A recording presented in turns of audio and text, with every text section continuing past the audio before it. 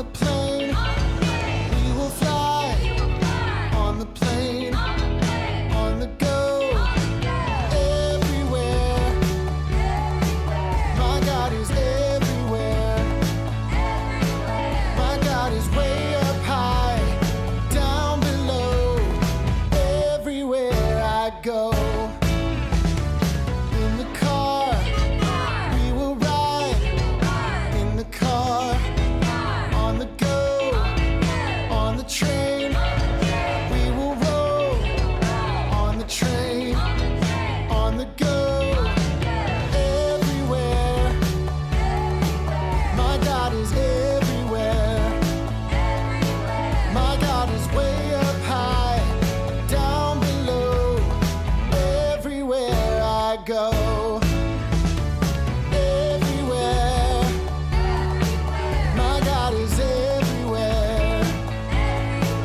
My God is way up high, down below, everywhere I go.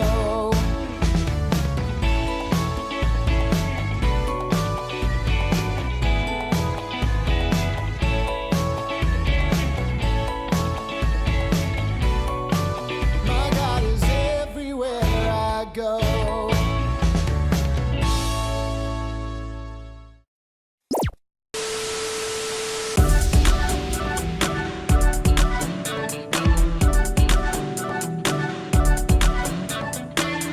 Hello, friends. Blup, blup, blup. I'm Callie. Blup, blup. And this is my friend Joe the goldfish. Blup, blup. I wonder what Joe thinks I am when he sees me through the bowl. Maybe a giant octopus or a whale. What do you think? Maybe a giant sea creature hungry for goldfish. Ugh, yuck. I would never hurt you, Joe. Or eat you! Looking at Joe in his little bowl makes me feel really big. But other times, like when I look at the stars or see a firework explode across the sky, I can feel pretty small. Have you ever felt really big or really small? That gives me an idea. Welcome to Biggest and Smallest with Callie. Friends, the biggest fish in the ocean is the whale shark. It's 41 feet long and weighs 21 tons. That's like a bus loaded with kids. That's really big. And the smallest fish in the ocean is the Paedocypress. Oh, like the Play-Doh without the L and then cypress, like the tree. The Paedocypress, which is less than a third of an inch long and weighs barely anything at all. That's smaller than the nail on your pinky finger. Wow, that's really small. That got me thinking. Even though the whale shark is really big, you know what's bigger? The ocean around the whale shark. This is blowing my mind right now. I'd better sit down while we hear a Bible story. It's time for today's Bible story. Our story comes from the book of Job, and it's about a man named, you guessed it, Job. See, Job was a really good guy. I mean, a really good guy. Job was so good that when he offered his gifts to God, which were called sacrifices, he always remembered to offer some for others too, just in case they hadn't done it. That would be like if your mom or dad asked you to clean up your toys and asked your sister to put her clothes away. Then you cleaned up your toys and put your sister's clothes away too. Job was such a good guy that one day God pointed him out to Satan, not a good guy, as an example of just how awesome people can be. Satan didn't like that at all and decided to test Job to see how awesome he really was. Satan was sure Job only loved God because his life was perfect. What would Job do when really bad things started to happen? First, Job lost all his stuff and his beloved children.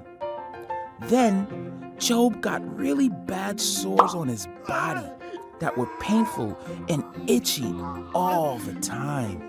Job was miserable, but he remained a really good guy. He never said anything against God. Job's own wife told him he should yell at God for this, but he wouldn't do it. Even though Job didn't understand what was going on, he knew God did. He didn't get why all these awful things were happening, but he trusted God. Job knew that to believe in a very big God meant accepting the good and the bad things that come along in his life, which was so small compared to God. And like Job, no matter what we go through, we can find comfort in the fact that we are small, but God is big. That must have been terrible and really scary for Job.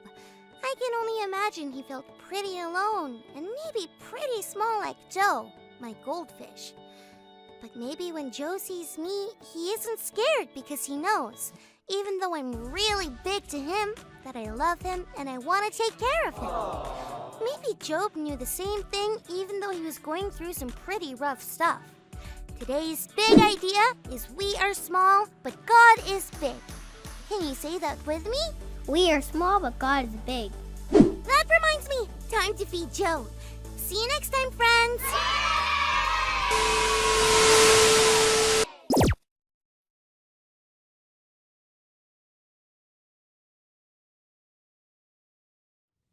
Job 37, verse 5.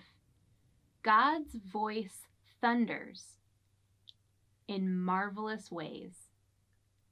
He does great things beyond our understanding.